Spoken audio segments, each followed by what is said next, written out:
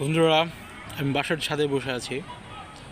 জানি না, নিজের সময় নিজেকে সময়ের সাথে পার করে দিতে হবে।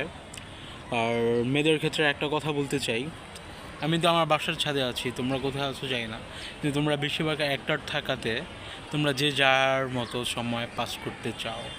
তো ছবির সাথে পাস করো, কমেন্টস করো। কমেন্টস না করলে আমি বুঝতে তো পারবো না।